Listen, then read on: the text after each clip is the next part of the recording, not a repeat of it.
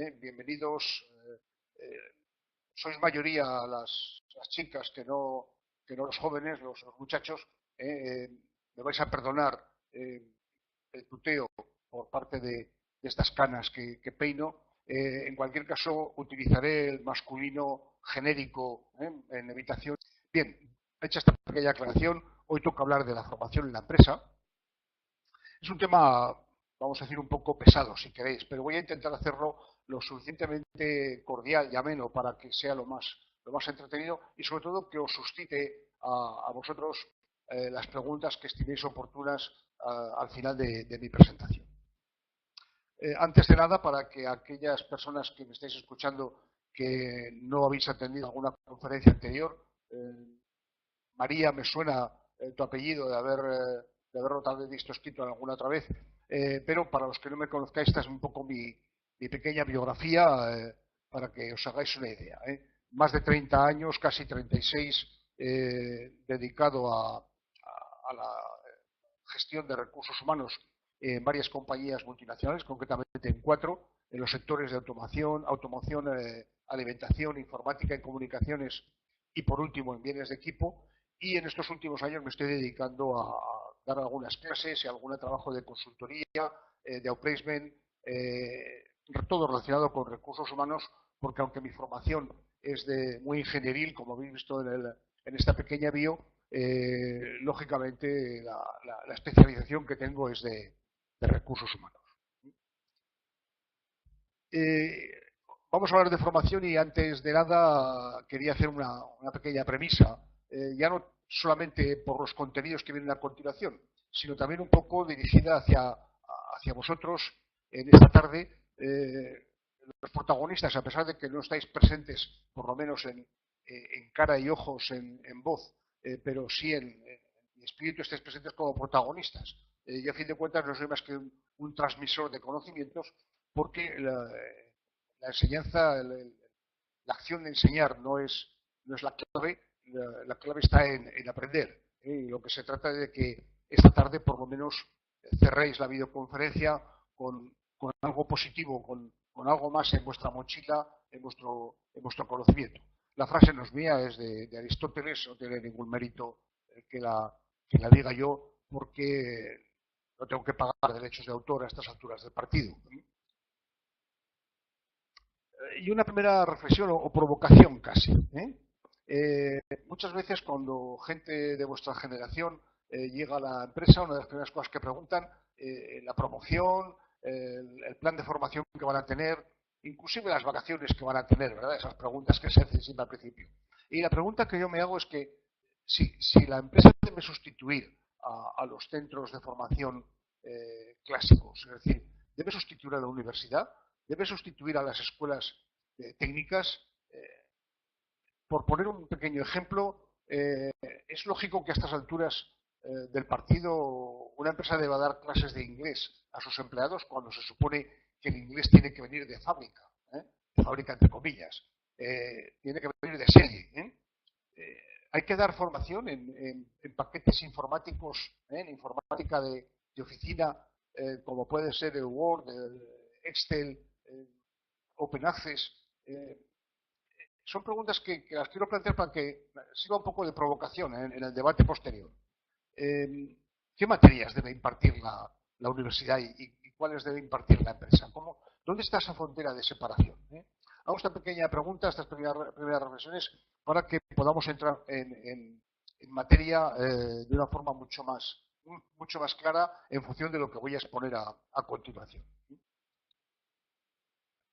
Dentro de esta primera parte, de esta introducción, en las primeras reflexiones, tener en cuenta siempre que la formación no es un coste para la empresa, es una inversión. Es una inversión a corto o a largo plazo, sobre todo a largo plazo, porque lo normal es que inmediatamente después de una acción formativa no se vean los beneficios de una forma automática, de una forma inmediata, pero sobre todo es una inversión para la empresa y para el propio empleado, para el propio alumno que asiste a una clase de formación dentro de la empresa. Os lo digo esto porque muchas veces se confunde ese concepto de coste e inversión. Evidentemente cuesta un dinero, hay que pagar una serie de materiales. Veremos después lo que son los costes de la formación. Pero básicamente, desde el punto de vista conceptual, la formación es una inversión, no es un coste directo. No sé si por vuestra especialidad este concepto lo tenéis claro, si el máster de recursos humanos que estáis siguiendo está muy enfocado hacia recursos humanos, o también tenéis una parte más o menos economicista, pero que tengáis bien ese concepto diferencial entre coste económico e inversión, por otra parte. Hay un libro que para todos los que hemos trabajado y trabajamos en la función de recursos humanos, de gestión del talento, debería ser un libro de cabecera, un libro de mesilla, a tener casi como una Biblia o como una guía roja turística de hoteles y restaurantes, sin ánimo de hacer publicidad. Y es la quinta disciplina, The Fifth Discipline, de Peter Senge. Si no lo conocéis, creo que es bueno que echéis un vistazo a este libro cuando tengáis una oportunidad. Porque ahí se habla mucho de formación, se habla mucho de ese concepto de la organización que está en aprendizaje continuo. ¿Y en qué sentido el aprendizaje? Bueno, primero en adquirir una maestría personal, es decir, los conocimientos que adquiere la propia persona que se está formando, como sería en este caso cada uno de vosotros. El siguiente nivel sería un poco el de los modelos mentales, es decir, analizar las diferentes formas en que percibimos, analizamos y entendemos nuestro entorno, porque no se trata solamente de aprender una materia concreta o una cierta habilidad, sino sencillamente cómo esa habilidad incide en nuestro entorno más inmediato. Hay un tercer nivel o una tercera faceta en el capítulo de la formación dentro de una organización, puede ser una empresa, puede ser una institución del tipo que sea, que es construir la visión compartida. Es decir, la formación no la recibe uno únicamente para aprender, no se trata de que uno conozca cómo se hace la O con un canuto, como se decía anteriormente, sino que ese conocimiento del canuto para hacer la O tiene que estar compartido por todos. Tiene que haber un concepto de generosidad de esa formación, sobre todo a largo plazo, en ese objetivo común que tiene la corporación o la empresa. El aprendizaje de equipo, es decir, cada vez más una persona sola no puede abarcar todo el conocimiento, con lo cual el concepto de trabajo en equipo, de conocimiento global, cada vez es mucho más extendido, sobre todo para obtener una mejora de resultados. En la Edad Media el artesano podía confeccionar un zapato desde cortar el cuero hasta darle las últimas puntadas y poderlo vender al cliente. Hoy en día es impensable ese tipo de concepto. Hay que tener un aprendizaje en equipo. Y sobre todo, esto sería, vamos a decir, la quinta esencia o el último nivel de este análisis de la organización que aprende, sería el pensamiento sistémico. No sistemático, sino el pensamiento como sistema, como un todo. Se trata de comprender todo lo que se está aprendiendo de una forma global y que afecte a la totalidad del colectivo de la empresa, de la organización. Estos serían los 5, vamos a decir, principios de este concepto de la organización que aprende de este libro que os digo que tiene que ser un poco de cabecera para todo profesional de recursos humanos. ¿Y en qué áreas aplicar la formación? Pues yo diría que a lo largo de toda la vida profesional o de toda la vida laboral del empleado. Desde el momento que ingresa y que se integra, como sería este pequeño círculo alrededor de las políticas de formación y desarrollo, es cómo se incorpora y cómo se integra en la empresa. Antes ya he dicho que el nuevo empleado tiene que venir aprendido, es decir, por lo menos en lo básico. No hay que empezar a enseñarle otra vez el catón, el álgebra o la aritmética, sino que ya tiene que venir con los conocimientos suficientes para desear su trabajo. Pero hace falta una integración y, sobre todo, una formación muy específica para el puesto al que ha sido contratado, ya que a veces se requieren unas tecnologías que no se aprenden en esta formación genérica de la universidad o de las escuelas técnicas o de las escuelas de negocios. Eso sería un poco la puerta de entrada, ¿verdad? Luego viene la formación desde el punto de vista de cultura organizacional. Cómo se adapta esa persona a esa nueva cultura, a esa nueva filosofía de empresa que es muy distinta de una compañía a la de otra. El tercer paso sería, esto estaríamos hablando de los primeros pasos, de los primeros momentos, ¿verdad? La adaptación al puesto sería el tercer nivel, ya que no solamente es al primer puesto que ocupa, sino cada vez que hay una promoción, una adaptación al nuevo puesto, también requerirá una formación más o menos específica, más o menos genérica, pero ahí entra también el capítulo de formación. Cuando hay una promoción profesional, lógicamente habrá que también darle una formación complementaria para que se adapte a ese nuevo puesto. En el caso de que la empresa tenga un sistema de gestión por competencias, que imagino que lo habéis tocado dentro del máster, también hará falta formar, y sobre todo en la detección de lagunas, de gaps que haya entre lo esperable y lo realmente constatable, pues a lo mejor encontramos que esas lagunas hay que complementarlas con alguna formación. Y si por suerte la empresa está en época más o menos estabilizada, no en esta época de crisis que nos toca vivir, bueno, y el sistema permite una planificación de carreras, podemos tener también en cada etapa de esa planificación de carreras la planificación de una formación específica para adaptar en cada giro, en cada cambio que se pueda dar en la carrera profesional, bueno, pues complementar con una formación. Como veis, la formación debe estar integrada en toda la vida laboral del empleado, desde el momento en que ingresa hasta el momento que se pueda desvincular de la empresa por una razón o por otra.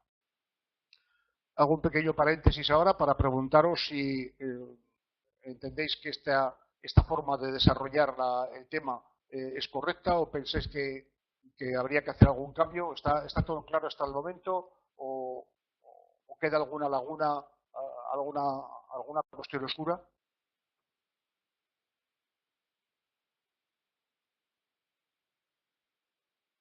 Gracias, Ruth. Entiendo que se puede continuar. Gracias, Itziar. Intento, en mi forma de explicar estas videoconferencias, hacerla bajo un formato y sobre todo bajo un estilo al que me hubiera gustado que me hubiera aplicado a mí en el momento que yo tenía que aprender cosas de esta naturaleza. Es decir, intento ponerme en la piel, en el pellejo, en las botas del auditorio y bueno, pues lo que hago es estructurar la videoconferencia de forma que el alumno reciba la información como a mí me hubiera gustado recibirla en su momento. Bien, el área de formación y desarrollo hay que dotarla de medios, herramientas, etcétera. No puede trabajar de una forma autónoma y, lógicamente, si la empresa es una empresa de cierta entidad, pues tendrá su propio departamento de formación. Si la empresa es una empresa pequeña, una pyme, pues posiblemente no se pueda permitir el lujo de tener una estructura lo suficientemente musculada como para tener un departamento de formación específico y lo que hará el responsable, la persona que se encargue de ello, bueno, pues poder contar con consultores, con facilitadores que le pueden ayudar en el proceso. Sobre todo, fijando bien los objetivos de lo que se quiere alcanzar. Entonces, indicar con esto que no se trata de que toda empresa deba tener un departamento de formación con toda su estructura, sino que por lo menos tenga las ideas claras de cómo abordar esa formación en el ámbito de la empresa. La responsabilidad es de este tema de la formación es una responsabilidad de todos.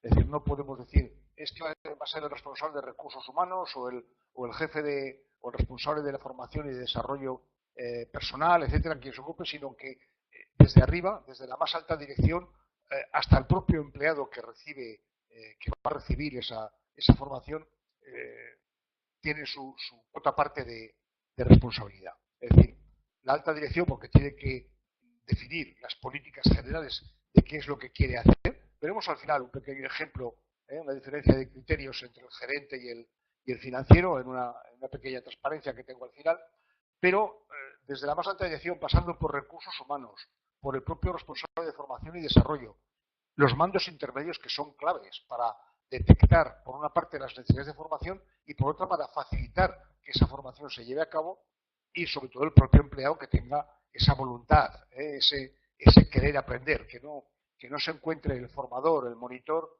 con que recibe una serie de alumnos que son un poco prisioneros de la formación, porque dice, ¿y por qué estás aquí en esta clase? Y te conteste, bueno, pues que mi jefe me ha dicho que venga. Por cierto, en clases presenciales suelo hacer la pregunta y bueno, pues aquí no me importa hacerlo también. Me gustaría que de una forma breve, en una pequeña frase, me digáis qué es lo que esperáis de esta videoconferencia. De esta forma yo descanso un poco y vosotros empecéis a pensar en qué tipo de preguntas me podéis hacer al final. ¿Qué esperáis de la tarde de hoy?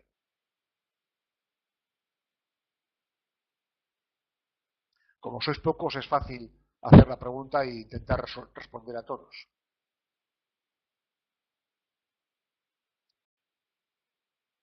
Supongo que la pregunta no es demasiado difícil.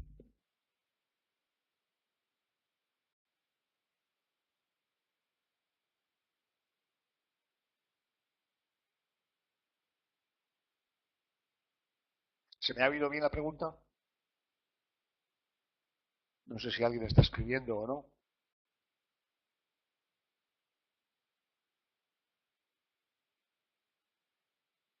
La pregunta es sencilla. ¿Con qué expectativas os habéis conectado a las 7 a esta videoconferencia?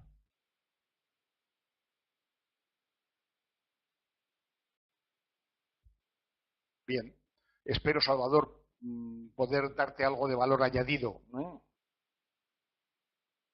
¿Alguna expectativa? Ruth dice profundizar un poco en el tema de la formación. Vamos a intentarlo.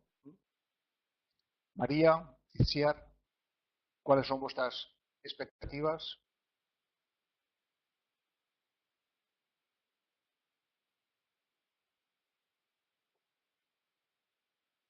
En una clase presencial esta pregunta es más directa, más cómoda de hacer, conocer más sobre la formación en la empresa. Intentaré que sea así. Y tú, Iciar, Iciar ya he dicho, Ruth, María y Salvador. Perfecto. Bien, pues espero que con esta presentación y con el debate final que tengamos, las expectativas se puedan cumplir. El proceso de formación va dirigido a personas adultas, es decir, ya no estamos en épocas de la escuela primaria, del bachillerato, ya estamos entrando en un nivel de responsabilidad por ambas partes. Entonces, se entiende que cuando se afronta un plan de formación, no se hace por cubrir un presupuesto, por hacer un gasto y así justificar que tenemos un X% de nuestro presupuesto dedicado a la formación de los empleados, que los empleados reciben tal número de horas al año en formación, sino que estamos hablando de una gestión para adultos. Y, como decía, la formación no tiene que dar circunscrita al Departamento de Recursos Humanos. Este es un ejemplo que he sacado de un modelo de organigrama, del cual está en círculo el área de recursos humanos. El tema no es un tema de responsabilidad exclusiva de recursos humanos, sino como se ve en esta flecha vertical descendente, la formación es un tema que implica a todos, tanto al que la organiza, tanto al que la presupuesta, tanto al que la recibe, porque lógicamente al final va a redundar en beneficio de todo el colectivo. Hay dos partes en esta acción de formación. Una es la empresa, que es la que facilita esa formación, y otra parte el empleado, que es el que la recibe. Entonces, los objetivos que se pueden derivar de esta formación en la empresa, los empresariales, la primera parte sería, bueno, pues mejorar la competitividad de la empresa. Una empresa vale lo que vale el conjunto de sus empleados. Asegurar o por lo menos fomentar la permanencia de la empresa, evitar un turnover, una rotación de plantilla no deseada. Prepararse para contingencias futuras, sobre todo en estos tiempos de cambio que estamos viviendo. Lo que ayer valía hoy ya no vale y mañana seguro que va a valer mucho menos, con lo cual el concepto de formación continua tiene que estar implícito en estos programas de formación. Mejorar las relaciones y la comunicación interna, no en vano, salvo este caso, por ejemplo, del día de hoy, en el cual estáis en Valencia, Valladolid, Pamplona, etcétera. La comunicación entre vosotros, inclusive conmigo mismo, es complicada porque me escucháis pero yo no puedo escucharos. Sustituimos la comunicación a través del chat, pero bueno, de alguna forma estamos intentando mejorar la comunicación entre alumnos y profesor y sobre todo, en el caso de que estuvierais en una clase presencial, lógicamente la comunicación entre los propios asistentes a ese curso de formación se mejora sin lugar a dudas.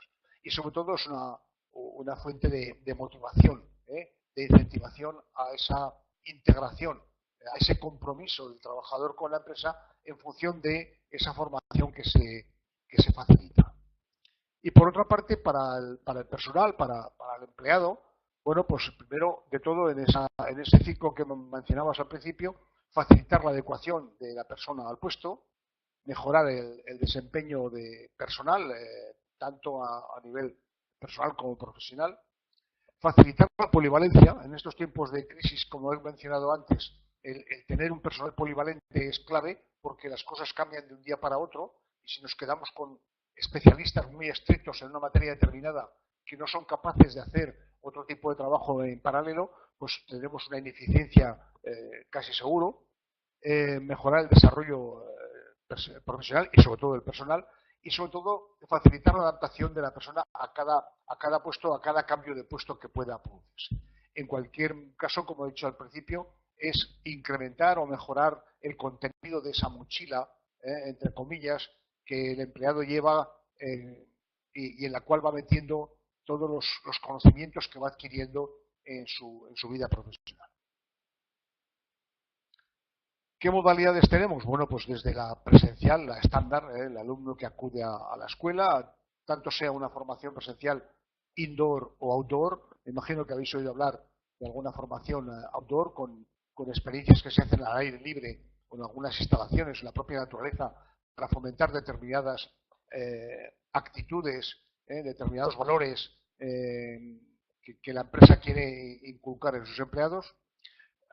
Posteriormente surge la formación a distancia a través de manuales, inclusive a través de correspondencia. Vosotros me imagino que sois lo suficientemente jóvenes como para no haber conocido la formación por correspondencia, pero había empresas que lo que hacían era emitir unos manuales que enviaban por correo. El alumno en su casa leía esos materiales, esos manuales.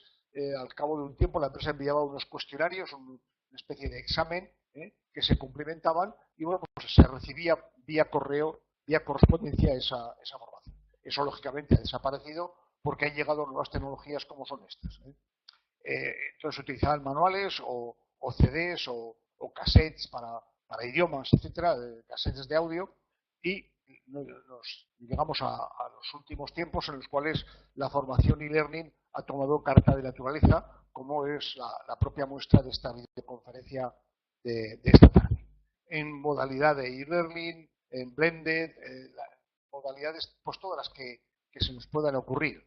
Hay plataformas más complejas que esta, en la cual permiten ver la imagen, ver la cara del alumno y participa con su voz, una videoconferencia con tecnologías un poco más desarrolladas que esta, pero bueno, tenemos la que tenemos hoy. Este sería un poco el panel de modalidades de formación que podemos encontrar hoy en día y que lógicamente adaptaremos en función de el mensaje que queramos pasar, la información, la formación, los conocimientos, las habilidades que queramos pasar, transmitirlos a terceros. Por ejemplo, una formación en mecánica de máquina de herramienta, pues lógicamente el e-learning no tiene ningún sentido porque la única forma de aprender a tornear o aprender a fresar es tener la máquina de herramienta y tocar el hierro con las manos. Pero hay formación como la de esta tarde que bueno, pues se puede hacer perfectamente a través de estas nuevas tecnologías. Y vamos a entrar ya en materia hablando del ciclo de la formación. El ciclo de la formación se descompone en 4 etapas muy genéricas que luego vamos a desarrollar, pero que yo diría que son ineludibles a la hora de abordarlas. Primero, la detección de las necesidades, de saber tener herramientas o elementos suficientes para saber qué es lo que los empleados de una empresa necesitan como formación complementaria sobre la que ya han adquirido en el pasado. El segundo nivel sería diseñar un plan de formación, que es lo que queremos hacer como plan genérico con cada una de sus fases, de sus acciones formativas, etc. El diagnóstico de las posibles soluciones, porque muchas veces la teoría nos lleva, o la fantasía nos puede llevar a diseñar unos macro programas de formación que luego no son viables por una razón o por otra, razones económicas, razones de disponibilidad, etcétera. Entonces hay que hacer ese diagnóstico de cada solución y ver si la solución que hemos adoptado es la más adecuada. Y por último, pero no por eso menos importante, como dicen los anglosajones, last but not least, la evaluación formativa. Hay que hacer una evaluación desde el principio hasta el final para saber cuánto nos va a costar esa acción formativa, porque muchas veces nos perdemos en el voluntarismo y en la generosidad y al final resulta que el presupuesto se nos ha ido de las manos por no haber tenido esa visión de evaluar la acción formativa. Esta diapositiva espero que la podáis ver en vuestra pantalla a un tamaño más amplio. Es un poco el desarrollo de las 4 etapas de la detección de necesidades, en las cuales pueden aparecer necesidades individuales o necesidades colectivas. Comparar en esas necesidades cuáles son los gaps que tenemos, es decir, el diferencial entre lo que los empleados conocen, saben, son capaces de hacer y lo que deberían ser capaces de hacer para buscar soluciones que pueden ser de tipo organizativo o de tipo formativo. Y ahí incluirlas en un plan genérico, en un plan estratégico y en acciones muy puntuales. El segundo nivel sería el diseño de ese plan de acción, pasando por una elaboración de un catálogo de acciones formativas, un catálogo de cursos y el diseño de rutas de tipo formativo individual, es decir, para que el empleado de la compañía alcance un determinado nivel organizativo, un determinado nivel de aptitudes, bueno, pues debe pasar por estos cursos y hacemos ahí el itinerario para, lógicamente, extenderlo a lo largo del tiempo en función también de la disponibilidad y sobre todo de la posibilidad económica, evidentemente, de los recursos económicos para hacer la acción formativa. En el diagnóstico hemos de elegir a los proveedores internos o externos, diseñar esa acción formativa y analizar la viabilidad de esa acción formativa. Y, como he dicho antes, esa evaluación formativa, hacerla no solamente de cada acción, sino también a lo largo de todo el desarrollo de ese plan o de esa acción formativa concreta, de ese curso formativo concreto. En la detección de necesidades, bueno, pues podemos detectar primero gaps actuales, luego veremos los gaps futuros. ¿Y de dónde podemos sacar esa información? Bueno, pues lo más elemental es la evaluación del desempeño.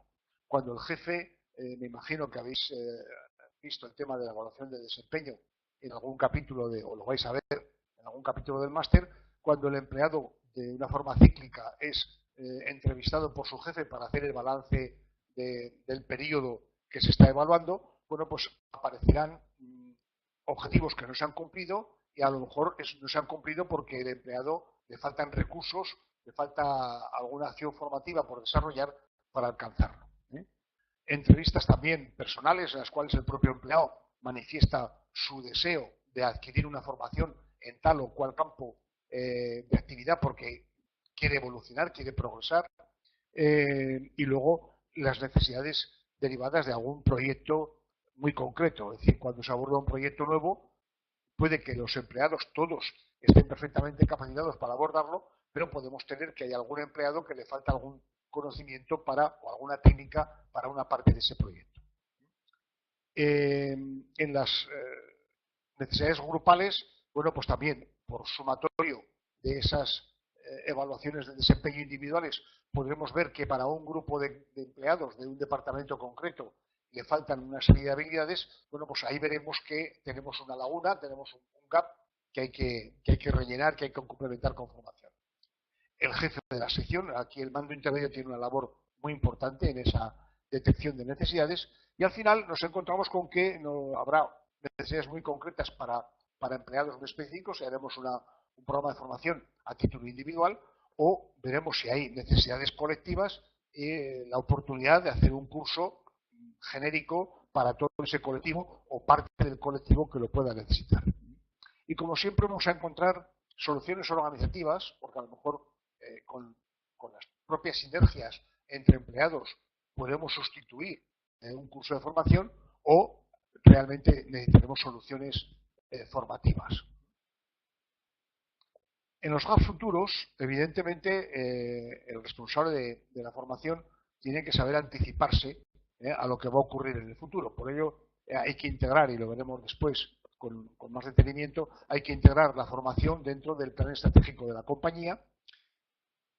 Y hay un análisis DAFO, o un plan de acción genérico, o una evaluación interna sobre la cultura, sobre el área, sobre los conocimientos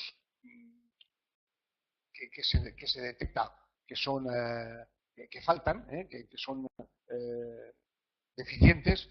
Lógicamente podemos desarrollar un plan de formación a futuro, pensar en esas competencias que vamos a necesitar en un futuro en función de cómo van evolucionando ya no solamente los cambios puramente tecnológicos, como están ocurriendo con estas nuevas tecnologías que nos están invadiendo día a día, sino inclusive los cambios de estrategia de la empresa, los cambios culturales, una fusión entre empresas, una adquisición de una empresa por otra. Eso nos va a llevar a tener que imaginar cuáles van a ser esas necesidades de formación futuras. Y ahí también veremos que en esos gaps los podemos cubrir con soluciones organizativas o con soluciones formativas. El diseño tiene que estar integrando todas las necesidades de todos los departamentos. Es decir, no se puede hacer un análisis por facciones, por departamentos, sino que el responsable de la formación tiene que analizar toda la problemática y diseñar un programa global, porque lógicamente las sinergias nos pueden ayudar a economizar costes de la formación, en este caso inversiones de la formación, en función de esos volúmenes que el propio responsable de la formación va a detectar para capacitar todas las necesidades. Por eso he puesto este pequeño gráfico, en el cual no se trata de un programa solo, sino que hay que buscar la biblioteca entera, el catálogo entero de acciones formativas para cubrir todas las necesidades de todos los empleados. ¿Qué hace falta? Las premisas básicas para diseñar un plan de formación. Bueno, pues el plan de formación tiene que estar integrado dentro del plan estratégico. Si el director o el responsable de la formación dentro de la empresa camina por su lado y el comité de dirección con su gerente al frente caminan por otro en cuanto a la estrategia, estaremos malgastando, estaremos mal invirtiendo un dinero en unas acciones formativas que sí, que estarán muy bien en un momento determinado y que a lo mejor un determinado empleado lo puede recibir con agrado, pero que no tiene nada que ver con la finalidad, con los objetivos que la empresa tiene marcados, tiene trazados para su futuro. Actualizarlo periódicamente. No vale decir, ya he diseñado el catálogo de cursos de la empresa, en el cual especificamos claramente que para pasar de un puesto a otro superior hace falta que el empleado cubra determinados cursos, sino que este cambio perpetuo en el que estamos sometidos nos va a obligar a que tengamos que actualizar.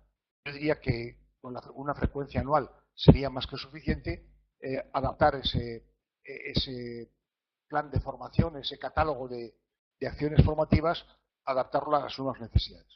Sobre todo flexibilidad, evidentemente, una estrecha colaboración entre mandos intermedios, empleados y la propia dirección para saber exactamente qué es lo que queremos hacer, y como he dicho, una revisión anual puede ser más que suficiente. No hace falta repensarlo todos los meses, lógicamente tiene que tener un mínimo de trayectoria, sobre todo porque vamos a distraer, entre comillas, a una parte de los empleados de su trabajo diario, los vamos a desplazar a un aula para que reciba una formación, lógicamente sin interrupción del trabajo diario. Eso es algo que hay que tener en cuenta a la hora de ver la viabilidad de ese plan de formación.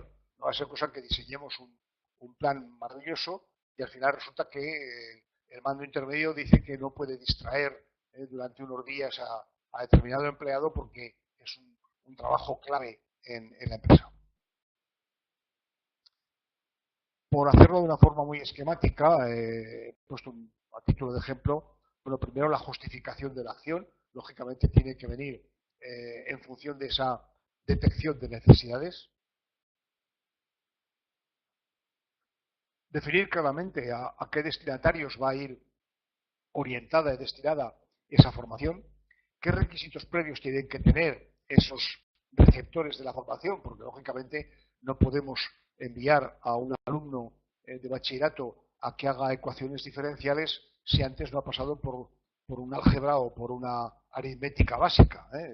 Es algo que es claramente entendible. Conocimientos orientativos que pueden ayudar, qué metodología vamos a utilizar, si es presencial, si es online, etcétera, etcétera. ¿Qué objetivos queremos alcanzar con la formación?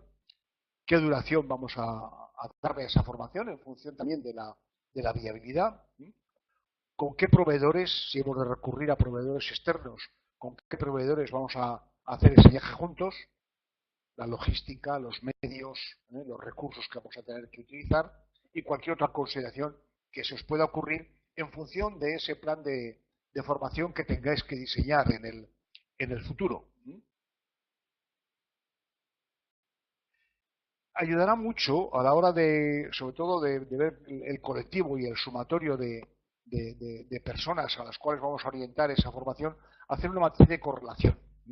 Una matriz de correlación, como veremos en la siguiente diapositiva, en la siguiente transparencia, de 2 dimensiones, pero falta una tercera, que lógicamente la superficie bidimensional de la pantalla del ordenador no da para más, pero os tenéis que imaginar un tercer eje, el tercer eje de coordenadas, el eje Z, perpendicular, si queréis, al plano de la pantalla de vuestro ordenador o de vuestro dispositivo, para ver las 3 dimensiones. Pero básicamente la matriz sería una matriz de correlación entre los puestos que tenemos o los colectivos que tenemos y la formación a recibir. Eso ayudará mucho a ayudar, como digo, un eje será para el colectivo al cual queremos destinar la formación, el otro será de las acciones normativas y el tercer eje, como digo, en las 3 dimensiones del espacio, sería el de la prioridad o el de la urgencia o el del tiempo, las fases en las cuales el calendario que queremos aplicar esa formación. Dicho esto, pasamos a la matriz de correlación. Estas serían las 2 dimensiones y ahora imaginaros un tercer eje perpendicular al plano de la pantalla de vuestro dispositivo, en el cual veremos en un eje los colectivos a los cuales queremos dar la formación. Imaginaros que es un departamento comercial en el cual está el jefe de ventas, los vendedores, el delegado comercial si es que tiene sucursales, etcétera, y el que está in situ geográficamente destinado, y los administrativos del departamento. ¿Y qué acciones normativas hemos pensado que tienen que recibir? Bueno, pues un curso en liderazgo, trabajo en equipo, orientación a resultados, técnicas de ventas. Excel lo he puesto por poner. Lógicamente se supone que el Excel ya viene de fábrica, como he dicho antes. El inglés, que también debería venir de fábrica, conocimientos del producto, etcétera. Y marcaremos con un símbolo u otro las acciones que son optativas, en las cuales, bueno, pues el empleado no está mal que la reciba esa formación, y otras que son imperativas, que sí o sí ese colectivo de empleados debe recibir. Y entonces, con esa matriz veremos cuál es el colectivo al cual tenemos que darle una formación sí o sí, y en ese tercer eje veríamos un poco el calendario de las acciones, las diferentes fechas, de forma que se pueda compaginar el trabajo diario con esa formación que van a recibir. Esta matriz de correlación, como digo, es una herramienta básica, muy elemental, muy simple de utilizar, pero muy útil para poder planificar cualquier acción formativa. Pasamos al diagnóstico, sería una fase anterior a la impartición, o sea, ya hemos pensado cómo pergeñar, cómo diseñar ese plan de formación, y luego ya entramos en ese diagnóstico. Primero, hacer un análisis de la idoneidad de esa acción formativa. Muchas veces, pues un exceso de voluntarismo por parte de los mandos intermedios, a veces inclusive hasta por tener contento a su personal, bueno, pues le apuntan a un cursillo de formación, les guste o no les guste, pero solamente por el mero hecho de que el empleado vea que se preocupan por él. Entonces hay que hacer ese análisis de idoneidad. Es decir, ¿le va a servir para algo al empleado? ¿Hay motivación por parte del empleado en acudir a esa acción? Y para ello hay que hacer una revisión de esa detección de necesidades formativas, analizar claramente de dónde viene esa petición de un determinado curso y sobre todo entender bien cuál es el escenario futuro con que el empleado se va a encontrar después de la acción formativa. Pasaríamos después ya a diseñar la acción en concreto y hacer un análisis de viabilidad. Lo vamos a ver con más detalle. El diagnóstico de acciones formativas, bueno, pues evidentemente pasa por ese análisis de la necesidad, como hemos visto anteriormente. Pasamos a lo que sería el diseño de la acción formativa y ahí tendríamos en cuenta, bueno, pues lógicamente voy a intentar ponerlo mayor para que se vea por mi parte mejor. No sé si este gesto que he hecho en la pantalla os ha afectado a vosotros o no, pero en cualquier caso volveré otra vez al formato anterior. Entonces, hay que determinar en ese análisis de la idoneidad a qué responde esa petición de la acción y sobre todo pensar en el futuro, pensar que hay una estrategia por el medio y que lógicamente esa acción formativa tiene que estar alineada con la estrategia que la empresa tiene definida. Fijar los objetivos, no solamente decidir qué participantes van a acudir a esa acción formativa, sino fijar claramente los objetivos que pretendemos, ver cuál es la metodología que mejor se adapta para ese tipo de formación, seleccionar al formador, si no es de dentro de la casa, de dentro de la empresa, pues ver con qué formador vamos a hacer ese viaje y, lógicamente, habrá que ver también qué indicadores vamos a utilizar para hacer un control de un seguimiento claro, sobre todo en el capítulo de costes. Hay que tener en cuenta que los costes, y esto lo he recalcado en el cuadro que va con fondo azul, solo es cuantificable para, si es posible, calcular el retorno de la inversión. Veremos que el retorno de la inversión es un tema verdaderamente importante dentro del capítulo de la formación.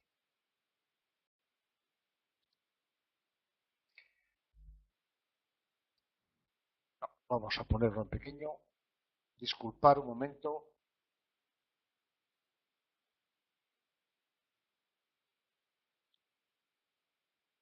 Ahora. Bien, visto esto, es la primera parte, sería lo que sería ese análisis de la idoneidad, el diseño y sobre todo el empezar a ver qué parámetros, qué KPIs, qué Key Performance Indicators vamos a tener en cuenta a la hora de evaluar esa formación a lo largo de todo el recorrido. Luego también hay que definir el escenario de futuro, es decir, los contenidos, la metodología que vamos a utilizar, y con quién vamos a hablar para definir, para hacer ese diagnóstico previo. Lógicamente, el jefe superior, el mando intermedio del receptor de esa formación es clave. Si se pueden hacer cuestionarios entre mandos y participantes, mucho mejor, porque se va a aclarar mucho mejor el objetivo final de esa acción formativa. Y sobre todo si podemos hacer una comparación, un benchmarking, como dicen los anglosajones, con empresas que sean exitosas o con consultores de formación que hayan tenido experiencias en esa acción formativa, nos podrán dar bastante luz a la hora de analizar, hacer ese diagnóstico previo sobre la acción formativa. No olvidar también las barreras que se pueden plantear. Muchas veces hay un voluntarismo de planificar una acción formativa, pero nos encontramos con que el enemigo lo tenemos dentro de casa, ya que bueno, pues empieza a poner trabas, dificultades, no, es que sería mejor más tarde, ahora en estos momentos me viene muy mal, el financiero que dice, y esto cuánto nos va a costar, etcétera. Bueno, pues hay que intentar anticiparse a esas barreras, entre comillas, que pueden aparecer. Lo que sería el diseño de la acción formativa, bueno, pues ver como hemos dicho anteriormente, los participantes en número, perfil, categoría profesional, si es que hay una clasificación por categorías, conocimientos previos que tienen que tener o habilidades antes de afrontar la evaluación. Abordar también la metodología, que es muy importante, y aquí he puesto un despliegue de metodología a utilizar, pues con simuladores, role-playing, conferencias como es la de este caso, demostraciones, formación interactiva entre el alumno y el formador, en el caso de una formación presencial. Si hace falta hacer algún mentoring, algún coaching, etcétera. Es decir, podemos ahí desplegar un montón de metodologías. Elegir bien al monitor, eso es clave. Evidentemente, no podemos embarcarnos en una acción formativa con alguien del cual no tenemos referencias. O bien directas o bien indirectas, pero es bueno conocer un poco antecedentes del monitor. El material que se va a impartir, los tiempos, el calendario en que vamos a impartir la formación, etcétera, y sobre todo los medios y recursos que vamos a disponer para hacerla. Hay un capítulo que es importante a la hora de hacer esa acción, de ese diagnóstico, ese avance previo, el ver qué acciones se encaminan hacia actitudes, hacia conocimientos y hacia habilidades, porque cada una de ellas tiene un encaminamiento distinto. Es decir, si queremos mejorar actitudes, comportamientos, competencias de los empleados, habrá que hacer acciones formativas encaminadas a cambiar, a mejorar, a incidir sobre su forma de actuar, de hacer. Son más actitudes que aptitudes. Si lo que queremos es mejorar conocimientos, bueno, pues lógicamente lo que haremos será definir un plan de formación que se dedique a transmitir conocimientos. Estoy solamente diciendo cómo hay que hacer las cosas, cómo hay que hacer un proceso de fabricación, cómo hay que mecanizar determinada pieza, etcétera. Estamos hablando ya de conocimientos. Y luego de habilidades, que sería de temas a desarrollar, a enseñar, a entrenar. Es decir, algo que va directamente relacionado con el hacer. Las actitudes serían muy relacionadas con el querer, las de conocimientos con el saber y las de habilidades con hacer. Y entonces, en función de esos tres objetivos que pueda tener la empresa o un determinado departamento para diseñar una acción formativa, la diseñará de una forma o de otra, ya que queremos hacer incidencia en los cambios, en las mejoras, o en la transmisión de conocimientos de información o en la mejora de habilidades, de entrenamiento. Serían otro tipo de formación distinta que incluso requiere acciones repetitivas para que ese entrenamiento mejore. Es un poco el entrenamiento de un equipo de fútbol o de un equipo de baloncesto. También había que pensar en determinar los medios que se van a desarrollar, tanto en los manuales de participación, en el monitor mismo o en los medios educativos que se van a utilizar. Entonces, bueno, pues podemos detectar diferentes opciones en función de el tipo de tecnología que vamos a utilizar para transmitir esos conocimientos en esa acción formativa. Toda esa documentación, como os he dicho al principio, a partir de mañana podéis contar con ella. Si no está colgada en la plataforma, pidiéndola a la persona que coordina las videoconferencias. Un capítulo importante a la hora de hacer el análisis de diagnóstico y de viabilidad es el conocer los costes. Aquí he puesto, esto servirá mucho para el caso práctico que tenéis en el pizarrón 2, porque hay unos costes pedagógicos que están directamente relacionados con la formación en sí, con lo que sería estrictamente la pedagogía o el curso, lo es en la primera columna. Bueno, pues preparación, costes de honorarios del monitor, del personal de formación, los del personal de apoyo, costes de los materiales, etcétera. Luego están los llamados costes de inversión, es decir, teniendo en cuenta todo lo que se va a inmovilizar para hacer esa formación, los costes de los participantes que no hay que olvidar, es decir, si se da la formación dentro de las horas de trabajo, de la jornada de trabajo, bueno, pues hay un salario que hay que pagar y que no está compensándose la empresa el pago de ese salario con la aportación del trabajo en ese momento. También hay una serie de complementos que habrá que pagar, costes sociales, no hay que olvidar que el 30% de los costes de personal son costes sociales, me estoy refiriendo a la seguridad social, me estoy refiriendo al IRPF, etcétera, desplazamientos, alojamiento, manutención, etcétera. Costes operativos están derivados de esa no participación en el trabajo. A veces, inclusive, para que un empleado acuda a un curso de formación, necesitamos sustituirle con un empleado temporal, con un empleado de una empresa de trabajo temporal, etcétera. Y luego un capítulo muy importante que es los costes de oportunidad, lo que se llama anteriormente el lucro cesante, es decir, lo que la empresa deja de ganar por el mero hecho de que el empleado esté ocupado en otras acciones. Entonces, es importante poder tener una cifra de cuál es el coste de la formación por participante, de forma que tengamos un ratio a la hora de diseñar o de definir la oportunidad o la viabilidad de ese curso de formación. ¿Por qué medir la formación? Pues Peter Drucker, que es un gurú de finales del siglo pasado en temas de recursos humanos, tuvo la frase de decir: todo lo que no se puede medir no existe, lo que no se puede medir no se puede gestionar. Entonces, si no somos capaces de llevar un control de esa evaluación de la formación, ya no solamente de los costes de esa inversión que estamos haciendo desde el punto de vista puramente económico, sino también de ese tipo de coste marginal y sobre todo de evaluar el beneficio que tanto el empleado como la empresa recibe una vez que ha acabado ese plan de formación o esa acción formativa. ¿Y cuándo medir la formación? Bueno, lo he comentado ya casi al principio, a lo largo de todo el proceso de formación. Desde el momento que empezamos a detectar que hay una necesidad, tenemos que empezar a pensar ya en cuánto nos va a costar esto.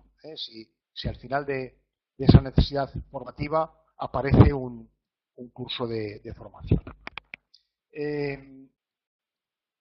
Y sobre todo siendo muy prudentes.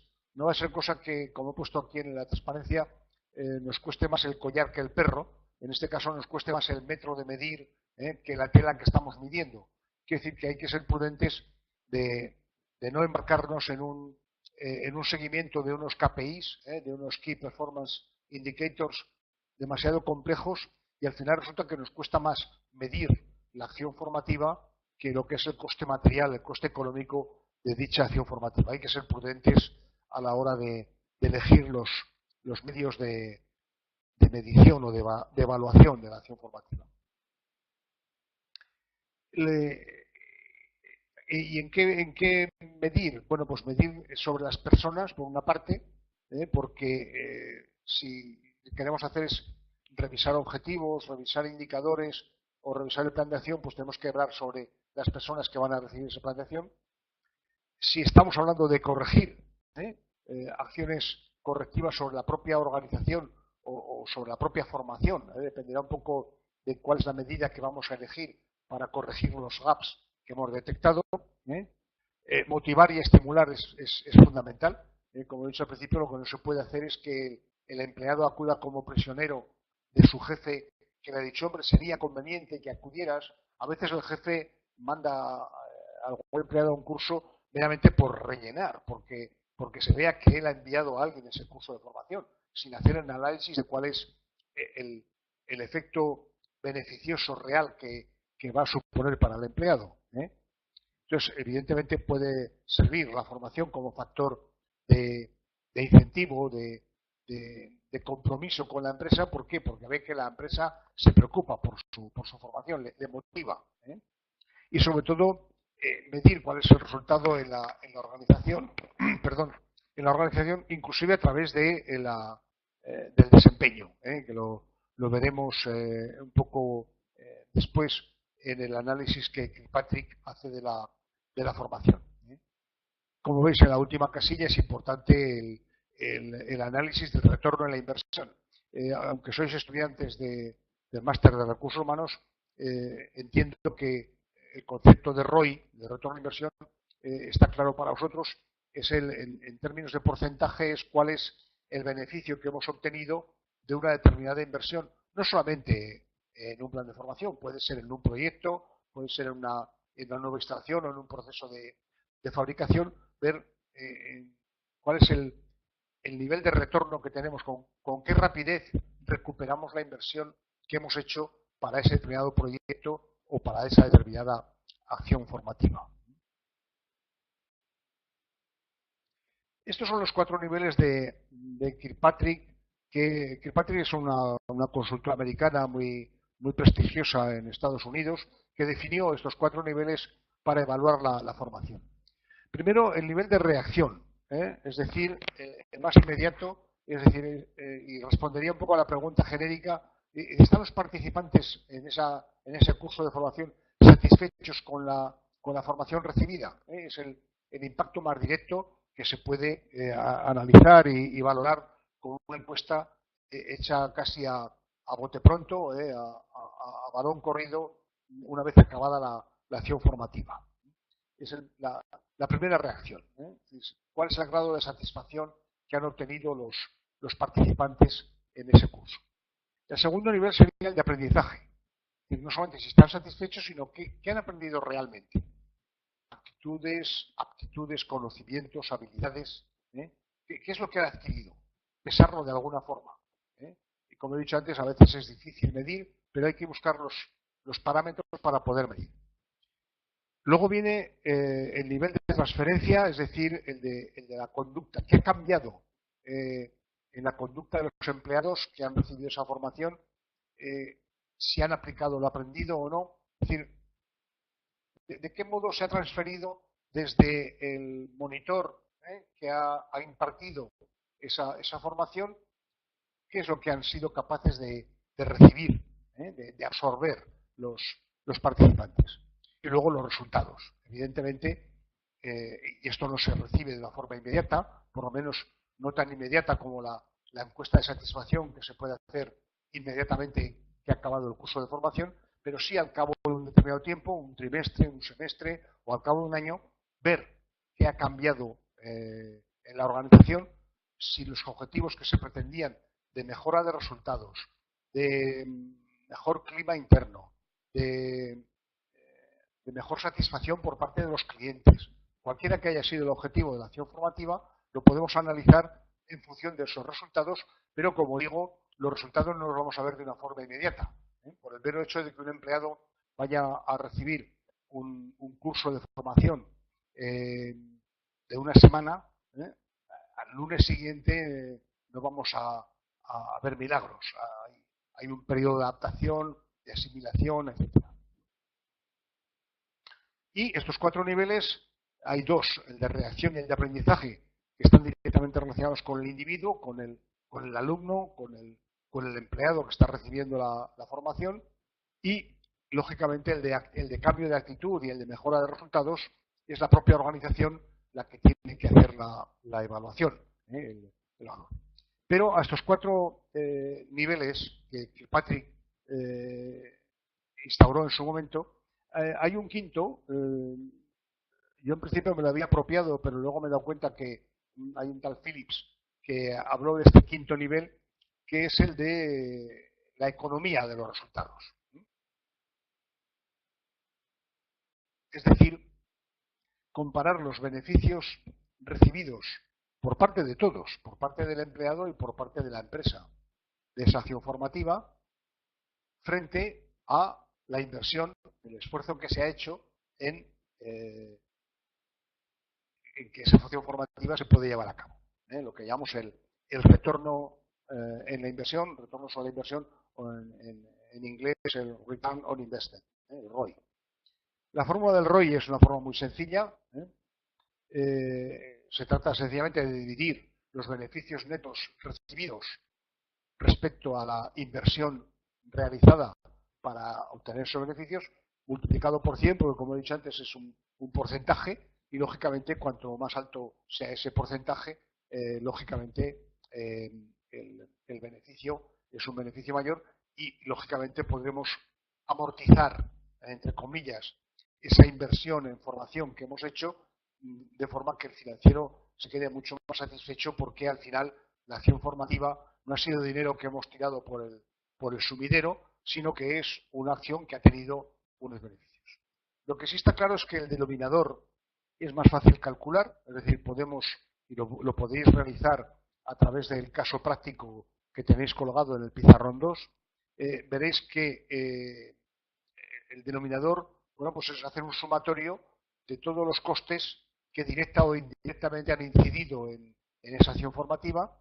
El problema está en que los beneficios, primero, algunos los recibiremos a largo plazo, con lo cual tendremos que intuir o por lo menos diseñar algunos elementos de medición, aunque no sean cuantitativos, por lo menos cualitativos, y transformarlos de alguna forma en moneda o en valor absoluto, para poder hacer ese cociente, multiplicar por 100 y obtener ese porcentaje del ROI.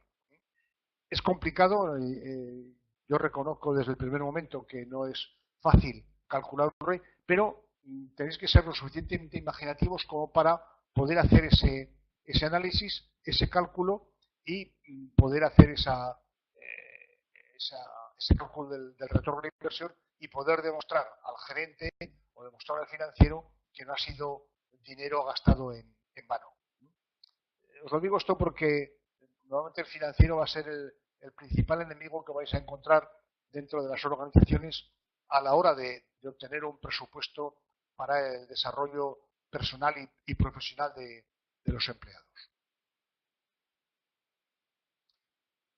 Los ámbitos de medición es la actividad, las entradas y los resultados o salidas. Es decir, es una especie de balance contable, de inputs y de outputs, con lo que ha sido la relación de las propias actividades formativas, la calidad acorde con los objetivos, y luego la relación de lo conseguido en función de lo gastado o de lo invertido. Indicadores de medición tendréis de dos tipos, tanto cuantitativos, aquellos que se pueden medir en base a las cifras o porcentajes que podemos calcular, que podemos medir con estos KPIs que os mencionaba anteriormente, o cualitativos si es que no tenéis una referencia en valor absoluto, y bueno, tenéis que buscar algunas observaciones, pero sobre todo que ambos, tanto cualitativos o cuantitativos, estén basados en evidencias, no en impresiones más o menos de tufillo, esto me parece que, sino que estén basados en evidencias concretas de mejoras obtenidas o de objetivos alcanzados. No olvidar que en la evaluación todo es medible, y si no es medible de una forma muy estricta, con una herramienta muy concreta de medición, bueno, pues ser capaces de inventar. Por ejemplo, yo diría que ¿cómo podemos medir el grado de satisfacción de nuestros clientes después de una acción formativa al departamento comercial? Bueno, pues si tenemos un CRM, un Customer Resource Management, bueno, pues podemos ver que a través de las quejas, o a través de la rapidez de la respuesta, o a través de la frecuencia con que nos hacen los pedidos, si va mejorando, bueno, pues son indicadores que pueden estar directa o indirectamente relacionados con esa acción formativa que hemos hecho para el departamento comercial. No olvidéis esto, todo se puede medir, porque lo que no se puede medir, como dijo Peter Drucker, no existe, no se puede gestionar, es inmanejable. Y pensando ya en cerrar mi presentación poco a poco, vuelvo un poco a la provocación del principio, es decir, pensar, reflexionar en qué acciones formativas debe implicarse la empresa y qué acciones formativas tienen que o venir de origen. El empleado que contratamos ya tiene que venir formado, ya tiene que venir llorado de casa, como se decía anteriormente, que tiene que ir ya con esa mochila medianamente llena, o si lógicamente es una formación muy específica que solamente la puede recibir en la empresa donde está trabajando, bueno, pues ese esfuerzo lo haremos allí. He puesto los ejemplos al principio del inglés o de la informática básica porque me parecen claves. Hace 40 años, bueno, pues el idioma que se estudiaba en bachillerato era el francés, con lo cual el inglés quedó siempre como asignatura pendiente para este país.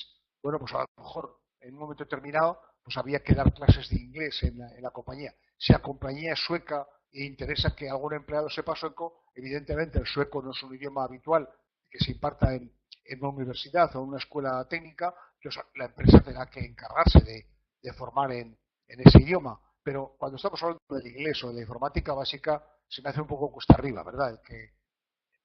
Lo dejo como debate un poco para el coloquio posterior. Formación básica a la universidad, formación específica a la empresa. Por decirlo de una forma muy coloquial, con un refrán, zapatero a tus zapatos, no gastes esfuerzos, no inviertas en formación que no eres capaz de desarrollar, transmítela o haz una operación de outsourcing, de una externalización a un tercero que te pueda facilitar esa formación, o sencillamente que sea la universidad o la escuela pública la que dé esa formación. Este es el comentario que os quería comentar antes sobre la importancia de la inversión en formación. Es una discusión entre el CFO, entre el financiero y el CEO, el gerente de la empresa. El financiero le pregunta, ¿qué ocurre si invertimos en el desarrollo de nuestros empleados y luego nos dejan? Y el gerente, que para esos gerentes se supone que es algo más sabio que el financiero, le contesta, ¿y qué ocurrirá si no les formamos y al final se quedan?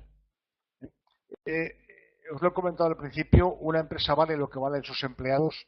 Si los empleados están bien formados, tendremos una plantilla de mejor calidad que si no están formados.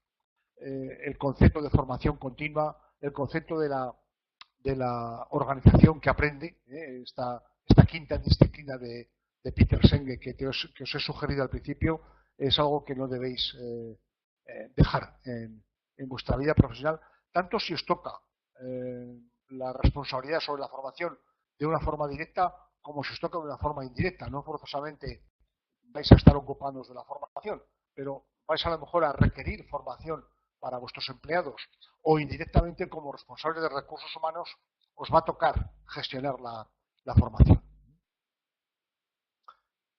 Bien, dicho esto, mi amiga Mafalda dice que a veces lo más difícil es poner punto final a un discurso, en este caso hasta aquí hemos llegado, y llega el momento de las preguntas. Con esta pregunta del profesor que dice ¿qué se ha quedado en el tintero? Me gustaría que en los minutos que nos quedan exactamente 50 minutos todavía de coloquio, que no es forzoso el agotarlos, pero me gustaría que los aprovecharais, ya que es una buena oportunidad que tenéis, sobre todo dado el reducido grupo de asistentes. Con 4 asistentes es muy manejable el coloquio.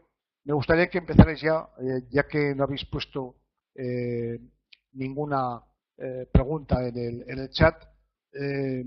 Bueno, la primera pregunta os la hago yo y así os animo al diálogo.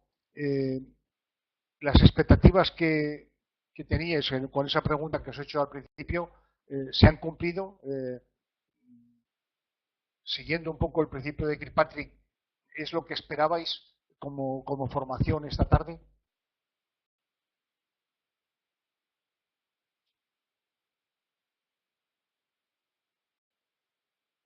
En mi descargo puedo decir que hora y pico, 2 horas en total con el coloquio, pues no dan mucho de sí, porque lógicamente el tema es un tema vasto, es un tema amplio.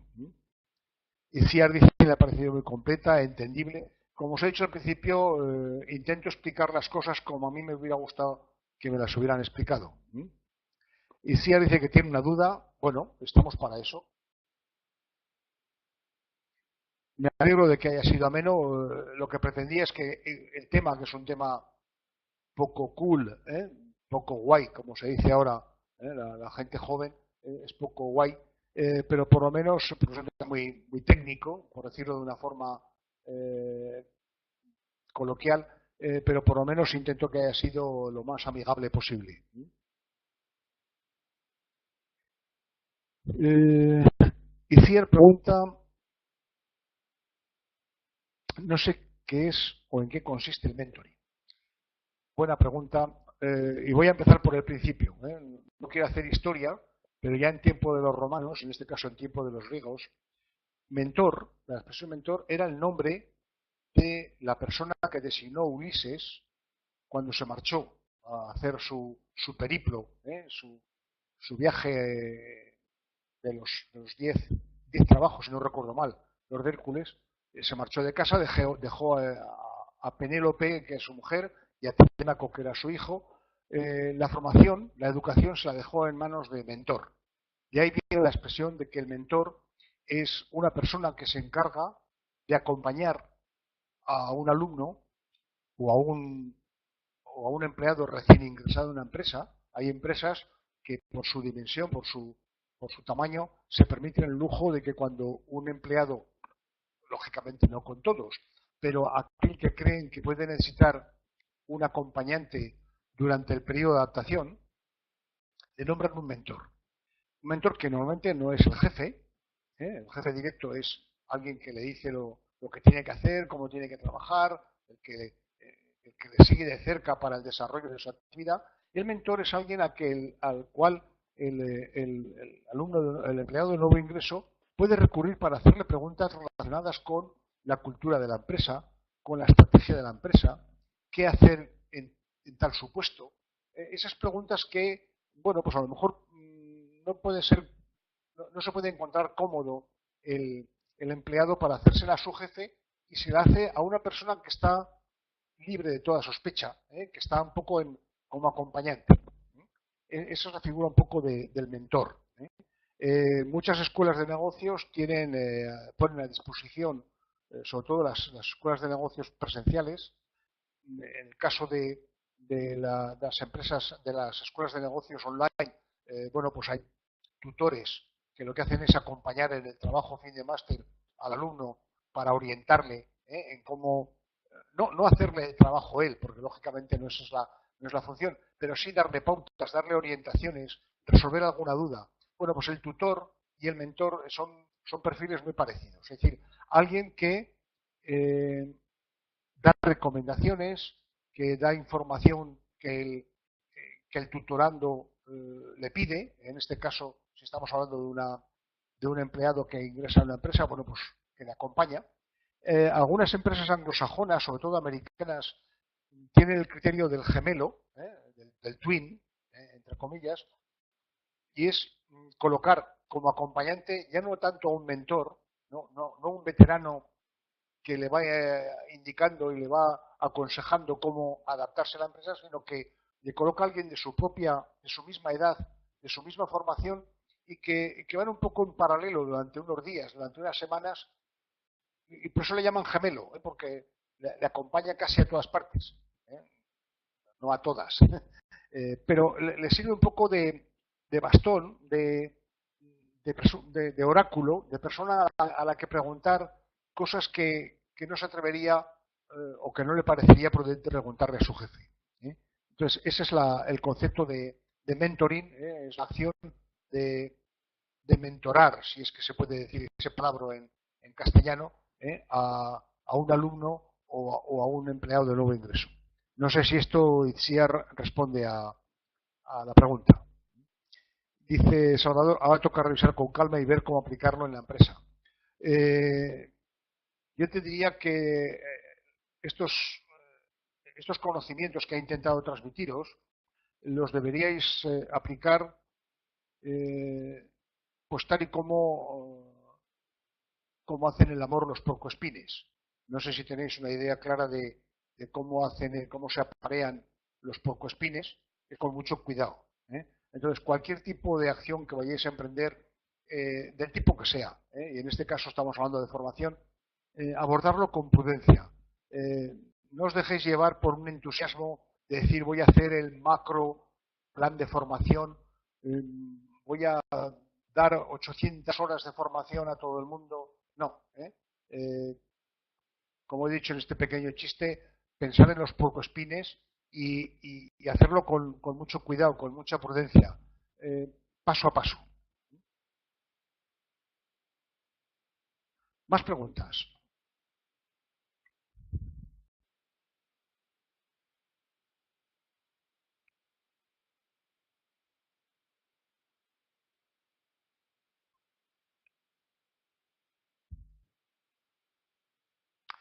Salvador pregunta que a partir de qué tamaño de empresa sería conveniente tener un departamento propio o es mejor externalizar la gestión de la formación. Es una buena pregunta. Y es difícil. Hablar de un determinado volumen de plantilla es complicado. Yo diría que una combinación mixta, y no quiero responder al estilo gallego, una combinación mixta puede ser muy recomendable. Hombre, una empresa que tiene 500 empleados debería tener por lo menos alguien que a tiempo completo o a tiempo parcial se ocupe de los planes de formación. Y a partir de ahí, ser lo suficientemente ágil, astuto, como para detectar si dentro de la compañía tiene monitores que pueden afrontar esa formación, que también se pueden distraer de su trabajo diario y participar en algún programa de formación, porque muchas veces no hay que recurrir a tener un gurú o un super experto en el exterior, porque a lo mejor lo tenemos dentro de casa. Muchas veces quien mejor conoce toda la problemática de la empresa es los propios empleados. Y podemos tener algún empleado que tiene cierta vocación pedagógica que, bueno, pues con algún tipo de formación complementaria en capacidades pedagógicas o didácticas puede diseñar un pequeño plan de formación para, distrayendo, como digo, parte de su tiempo de trabajo, pueda dar formación. Entonces, sería una plan. Lógicamente, cuando tenemos una formación muy específica, hay que recurrir al especialista y yo diría que a partir de 1000 empleados de plantilla, tener ya un mínimo de estructura formativa sí que es recomendable. Pero el ser prudentes, como he dicho antes, y buscar un mix entre monitores internos y monitores externos puede ser una solución muy recomendable. Sobre todo, los monitores externos habrá que buscarlos, identificarlos bien para que seamos capaces de confiar esa acción formativa sin preocuparnos de más. Nos pasan un presupuesto, organizamos toda la logística de ese curso de formación, la imparten, la dan y sabemos que hemos confiado en personas competentes para recibir para implantar e impartir esa acción formativa. Buscar combinaciones, yo diría que es lo ideal, es decir, no separar tajantemente en lo externalizo todo o lo guiso y me lo como todo dentro de casa. Ese mix entre formación interna y formación externa puede ser bastante recomendable.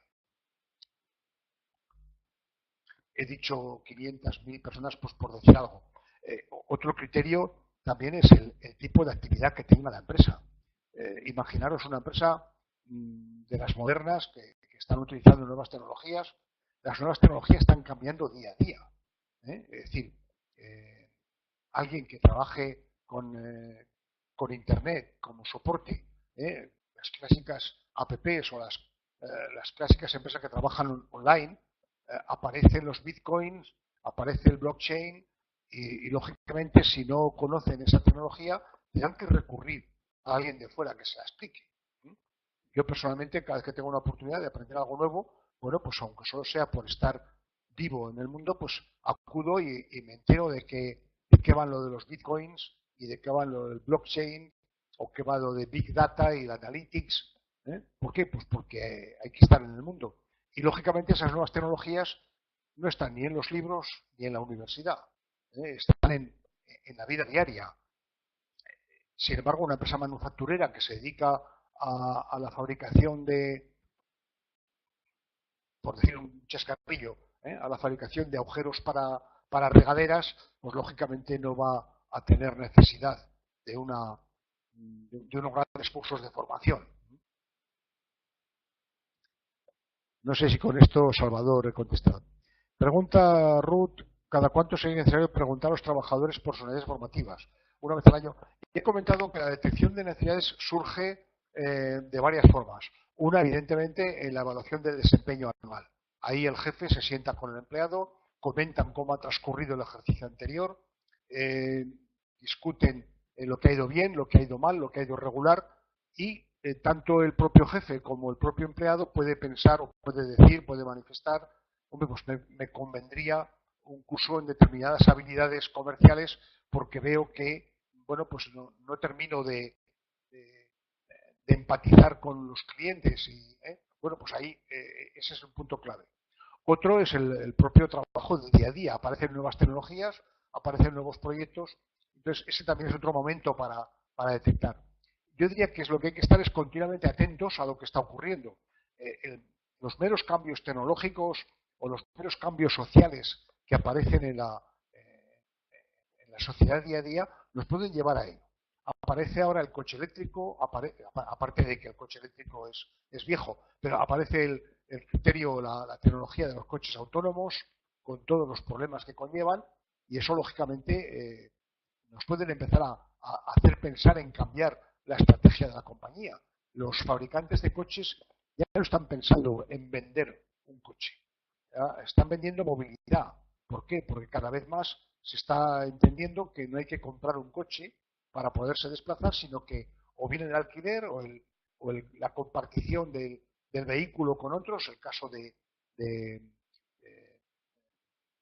Car2Go o Emove, etcétera, todas las compañías estamos viendo ahora, la competencia que le está saliendo a los taxistas con Uber, con Cabify, esas nuevas tecnologías, bueno, pues no hay que esperar un año para hacer un plan de formación. Nos van a forzar a analizar el problema y a lo mejor a aplicar un plan de formación casi inmediato. El año yo diría que es el mínimo plazo para hacer una acción, un cambio de formación y luego la inmediatez vendrá en función de la evolución de la sociedad o de la tecnología. María pregunta, actualmente me encuentro haciendo prácticas en recursos humanos en un hotel y mi tutora me ha pedido encontrar información para realizar una encuesta para a los jefes de departamento detectar necesidades de planificar el plan de formación de este año. Yo me estaba preguntando si sería mejor realizar una encuesta general anónima a todo el personal. Vuelvo a lo de los puercoespines. Ten un poco de prudencia. Hay que hacerlo con cuidado. Si lanzas una encuesta a todos los empleados, te puedes encontrar con la sorpresa de que alguien va a querer un curso de macramé, otro va a querer un curso de ballet clásico, otro va a querer un curso de filología japonesa. Quiero decir, cuando se redacta la carta a los Reyes Magos, bueno, pues la gente empieza a escribir y a escribir y a escribir. Yo diría, empieza por los responsables de cada departamento, empieza por ahí, para ver si ahí detectas suficiente información para ese plan. Si te encuentras con que hay algún jefe que no es capaz porque está muy alejado de sus empleados, no empatiza con ellos, no habla con ellos, no se informa, pues a lo mejor puedes hacer no una encuesta genérica a todos, pero sí hacer un sondeo con algunos, un sondeo puntual con alguna entrevista. La encuesta genérica es muy delicada porque o la planteas bien con una lista de preguntas muy concretas encaminadas al objetivo que tú quieres conseguir, o te puedes encontrar con que la respuesta es una respuesta muy genérica y muy anodina, sobre todo si pones casillas a marcar con un tic. Dice, ¿a usted le parece bien la formación en la empresa? Pues claro que sí. ¿Usted está de acuerdo con que la formación la pague la empresa? Claro que sí.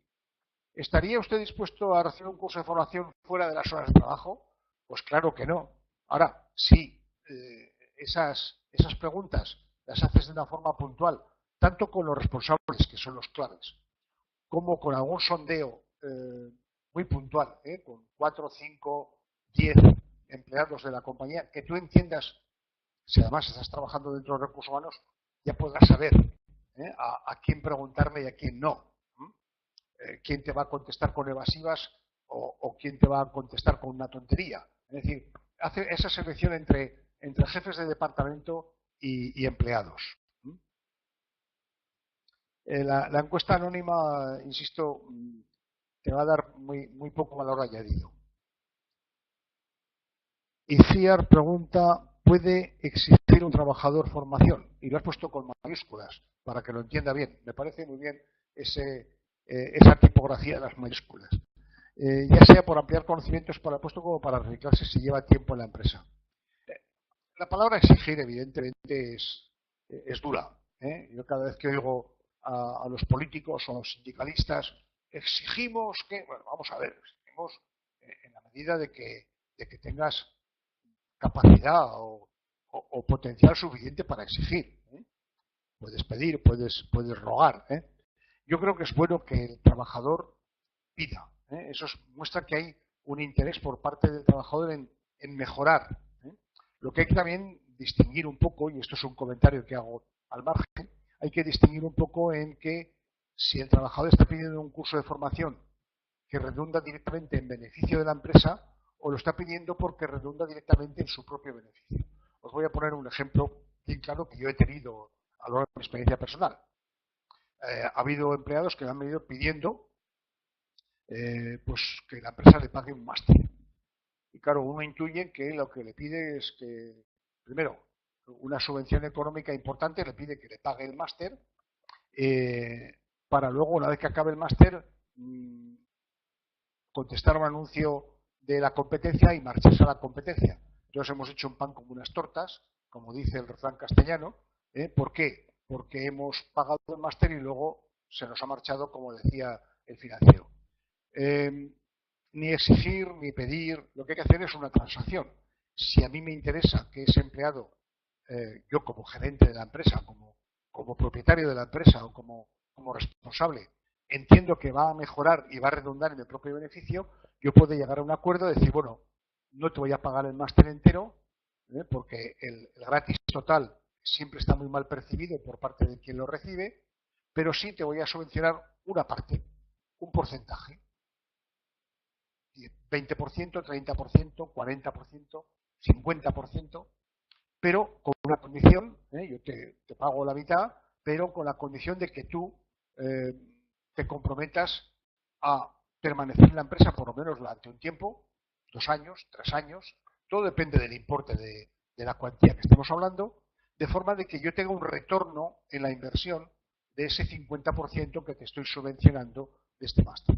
Y de esta forma, bueno, pues buscáis ese ten con ten. Por eso cuando he visto que escribías la palabra exigir con mayúscula, me ha hecho pensar un poco en que una cosa es exigir y otra es transaccionar. Pero todo es negociable, todo se puede buscar un equilibrio. Vamos a ver qué me deja de ahí. No sé si esto sí te contesta. Yo creo que es que hay que buscar el equilibrio entre ambas partes. Salvador dice, la política de formación alineada con la estrategia de la empresa.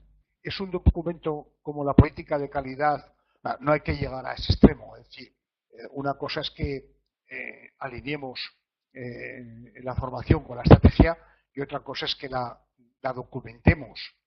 Lo que hace falta es que el responsable de formación y los mandos intermedios o los jefes de departamento que piden una acción formativa conozcan la estrategia de la empresa para no pedir tonterías. He puesto antes el ejemplo de muy burdo, muy cómico del curso de macramé, o el curso de ballet clásico o de filología japonesa, porque lógicamente si no están alineados con la estrategia, ahora, de llegar a tener que alinear, no. Lo que falta es que el responsable de la formación sepa cuáles son los objetivos de la empresa y lógicamente alinee los planes de formación que está diseñando con los objetivos de la empresa, teniendo en cuenta, lógicamente, los gaps que ha detectado en la evaluación del desempeño o en las encuestas que puede hacer con los responsables de cada departamento, con los mandos intermedios. Pero no hay que llegar a ese documento de declaración de principios como la ISO 9000 o la 14000. Puede estar escrito. Evidentemente es algo interno, es algo que tiene que quedar dentro del ámbito de la gerencia, del comité de dirección, evidentemente, porque es un tema que debe aprobarse por el comité de dirección. Si es una empresa lo suficientemente importante como para tener un comité de dirección, lógicamente el plan de formación y el presupuesto de formación tiene que quedar aprobado en ese comité. Por lo tanto, todos los máximos responsables de cada división de esa empresa tienen que estar implicados y, lógicamente, tienen que tomar la decisión de que ese plan de formación, tanto en sus contenidos como en sus costes, están alineados con lo que la empresa quiere.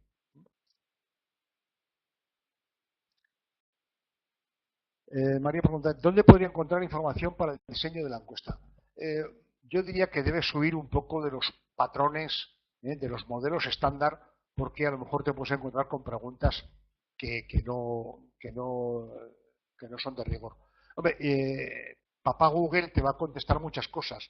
Si haces una pregunta, un planteamiento en Google diciendo modelos de encuestas sobre acciones formativas, seguro que vas a encontrar varios ejemplares. Lo que tienes que hacer es seleccionar dentro de esos modelos que tú vas a encontrar en Google. No sé si hay bibliografía sobre encuestas abiertas, encuestas de formación, pero seguro que en Google vas a encontrar algunos modelos que la gente ha colgado en Internet, y lo que tienes que hacer es seleccionar las preguntas en función de cuál es el objetivo que tú pretendes a esa encuesta. Insisto, tienes que ver claramente con la persona de recursos humanos que te ha pedido que hagas ese análisis. Bueno, pues ver exactamente cuáles son los objetivos de la empresa, de esa empresa hotelera que me estabas mencionando, ver cuál es la estrategia y, bueno, pues analizar cuáles son las preguntas que mejor encajan con la acción formativa o el plan de formación que vayáis a diseñar. Insisto, ojo con la encuesta de papel, la encuesta anónima. Te puedes encontrar con sorpresas, con respuestas que no tienen nada que ver con el objetivo que tú pretendes.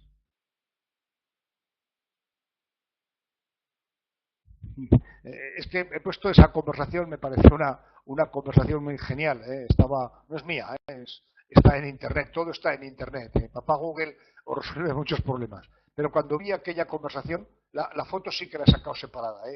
Han sido las dos frases las que he obtenido de Internet. Le acompañé esa foto para ejemplarizar o escenificar un poco el diálogo entre el CEO y el financiero. Pero me pareció muy clara. Es decir, sí, gastamos un dinero en formación y luego los empleados se nos marchan. Habrá que analizar por qué razones se nos marchan, y eso sería tema de otra videoconferencia. Es decir, de dónde surge el ratio de rotación, el turnover, cuáles son las causas que lo originan, y lógicamente habría que pensar cuál es el fondo de la cuestión. Hay una frase muy conocida también en el entorno de recursos humanos, que ingresamos en una empresa la mayor parte de las veces atraídos por un proyecto interesante, o por un salario, o porque la empresa nos parece ideal para trabajar, y la mayor parte nos marchamos de la empresa por culpa de un mal jefe. No os olvidéis de esa frase. Ingresamos por un proyecto atractivo, nos marchamos por culpa de un mal jefe.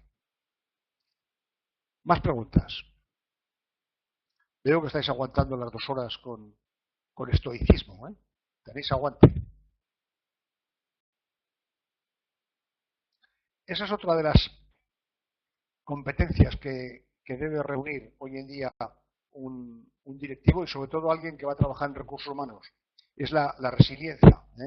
La resiliencia es la capacidad que tienen los cuerpos de recuperar la forma que tenían antes de ser sometidos a una fuerza externa.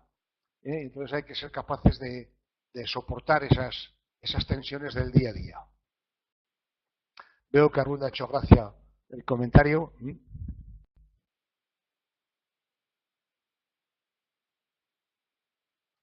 María dice, gracias, la verdad es que no he sabido encontrar algo interesante para mi tutor. No sé muy bien ¿Qué quieres decir, María? La verdad es que no he sabido encontrar algo interesante para mi tutor. Ah, ¿te refieres en Google? No te puede ayudar mucho. Yo diría que confecciónala tú. Es decir, imagínate, ponte en el pellejo, ponte en las botas, como dicen los ingleses, de un empleado de ese hotel donde estás trabajando. ¿Eh? Eh, Intenta hablar con la gente, pues en el café, a la hora del almuerzo, si es que almorzáis en, en la propia empresa, en el propio hotel, eh, y poniéndote en el pellejo, decir, "Oh, ¿qué me gustaría preguntar a mí si yo fuera un empleado que necesito esa formación?". Es decir, y es la mejor forma. La empatía es una de las competencias que tienen que también ser fundamentales en el campo de recursos humanos. Eh, y sobre todo que tu jefa o tu jefe, el tutor, te diga exactamente eh, cuáles son los objetivos de la empresa, cuáles son las inquietudes que tiene, es decir, cuál es la problemática. Si la problemática es que tienen muchas cancelaciones de reservas, si hay mucha queja por parte de los clientes, si los clientes no vuelven, es decir, ver un poco qué es lo que hay para luego relacionarlo con el comportamiento, con la actitud de los propios empleados y así ver si los empleados necesitan algún tipo de formación complementaria para conseguir esos objetivos que puede tener el hotel, que es la fidelización de los clientes, que no se anulen reservas, que el cliente se marche satisfecho. Si hay una encuesta cuando se marcha el cliente, como está haciendo ahora, por ejemplo, el Corte Inglés con esas caritas que hay que pulsar de verde a rojo en función del nivel de satisfacción, bueno, pues en función de cuál es el objetivo que busca el hotel, planificar un poco ese tipo de preguntas a hacer. Insisto, las preguntas yo creo que es más importante que le hagas a los mandos intermedios y en aquellos mandos intermedios que veas que no termina de satisfacerte lo que te responden, hacer ese muestreo, ese picoteo con algunos empleados que tú intuyas que te pueden aportar valor en esa encuesta. Dices que ya es poquito tiempo y aún no me han dado la confianza para hablar personalmente con el personal. Bueno, dile a tu tutor, María, bueno, que para conseguir una buena calidad sería bueno que te permitiera, entre comillas, eh, hacer un pequeño sondeo con los empleados. Yo creo que no, eso no es malo. Es más, yo si fuera responsable de recursos humanos y tuviera un empleado recién incorporado en la empresa que llega con los ojos nuevos, que no está contaminado, entre comillas, por la propia plantilla, le lanzaría a hacer ese sondeo, a hacer esa encuesta, sin lugar a dudas. Lo que tienes que hacer es convencer a tu tutor que te deje hacerlo, pero para ti además, sería una escuela de aprendizaje impagable. Yo te puedo decir que cuando empecé a trabajar en recursos humanos, mi primer trabajo fue de hacer la selección pura y dura. Primeras entrevistas con los empleados, con los candidatos. Fue la mejor escuela que tuve para intentar conocer al ser humano, porque lógicamente no, al final de mi vida profesional no lo he conseguido, es difícil, pero por lo menos tengo una vaga idea de cómo es el ser humano. Yo le sugeriría a tu tutor que te permitiera hacer ese sondeo personal. Inclusive le puedes comentar que no tienes mucha confianza y mucha esperanza en una encuesta anónima y que por qué no hacer un muestreo cualitativo a base de pequeñas conversaciones sobre las acciones formativas que han recibido y las que les gustaría recibir, etcétera. Lógicamente hay que hacerlo con esa independencia que da el hecho de que llevas poco tiempo en la empresa.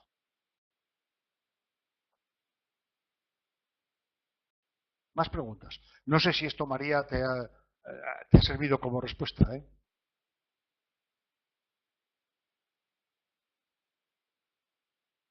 en absoluto, María. Hay un refrán castellano que dice que contra el vicio de pedir, la virtud de no dar. Las preguntas nunca son indiscretas. La indiscreción siempre puede estar en la respuesta.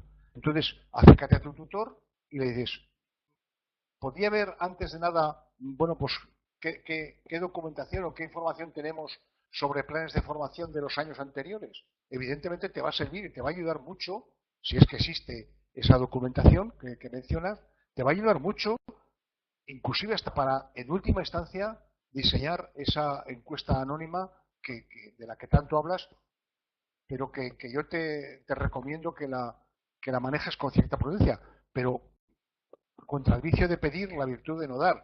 Si el tutor entiende que no debe darte la información, no te la dará. Si el tutor cree que no quiere darte esa información, no te la dará. Si el tutor cree que no puede darte esa información, no te la dará, pero por pedir, la luna. Además, él va a ver que tú tienes mucho interés en hacer ese trabajo de la forma más correcta. Me parece una idea genial, muy apropiada. Es un buen ejemplo que está poniendo María de esa situación que tiene en la empresa donde trabaja. Es un buen ejemplo para cómo desarrollar ese plan de formación en función de necesidades reales, no de ideas utópicas que se le pueda ocurrir a uno o a otro en un momento determinado. Nos queda todavía algo más de un cuarto de hora. Os recomiendo que lo aprovechéis.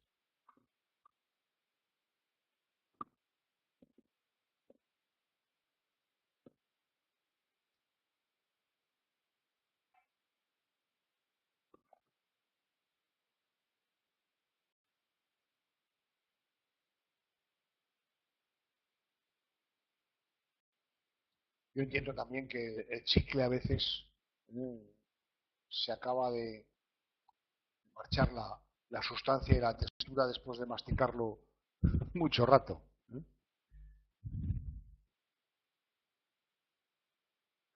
Sí, inclusive te doy permiso, entre comillas, para que menciones esta videoconferencia y que, bueno, pues en un momento determinado ha surgido la pregunta y que mi comentario ha sido de forma que, bueno, pues puedas tener un argumento más para convencer a tu tutor que te permita hacer ese trabajo.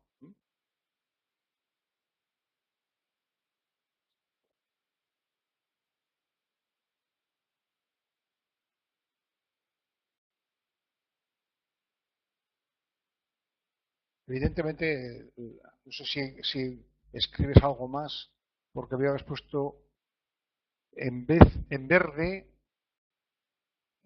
una forma más amplia plan de formación.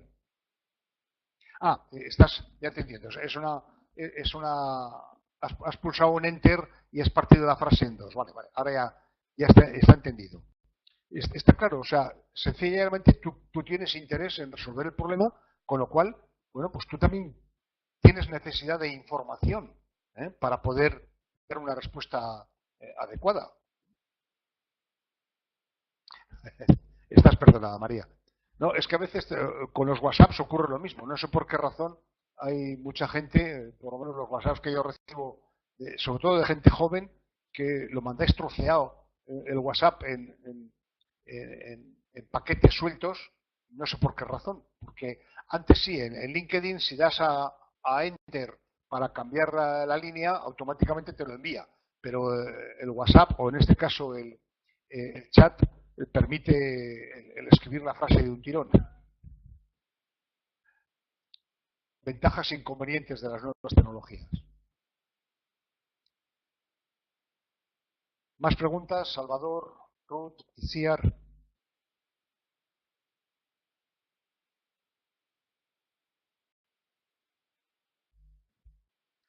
Ruth dice que por su parte no hay más preguntas, le ha parecido interesante, te agradezco que te haya sido interesante. Si ya no hay más preguntas y os vais desconectando, os agradecería que pongáis una pequeña frase a título de despedida y conforme os vayáis desconectando, yo me quedaré el último para apagar la luz y cerrar la puerta. Salvador dice por su parte nada más, gracias. Gracias a ti por atender la videoconferencia. Ruth, ha sido muy interesante el chatear con vosotros. Itziar dice que no hay más preguntas. Lo único, ¿dónde podemos encontrar trabajo práctico? Has mencionado. Y yo lo tengo aquí en el pizarrón 2. Yo no sé cómo veis vosotros la pantalla o la plataforma de NID. Yo tengo 4 pizarrones. Uno en el que está la videoconferencia. Ahora estáis viendo la palabra gracias escrita con un lápiz. El segundo pizarrón, el caso práctico, en el cual podéis ver que hay una hoja. La dirección de la empresa consultora Otero Sociedad Anónima ha tomado la decisión, pom, pom, pom, pom. Es una hoja solo en la cual describo una situación y se pide que describáis los ítems de un presupuesto, de un programa de formación en función de lo que quiere la empresa sobre una acción formativa. Entonces, gracias por vuestra atención, vuestra paciencia y espero veros, entre comillas, en una próxima videoconferencia. Como os he dicho, ir desconectando poco a poco, de forma que vea que al final habéis salido todos de la sala y yo me encargo de apagar la luz y cerrar la puerta.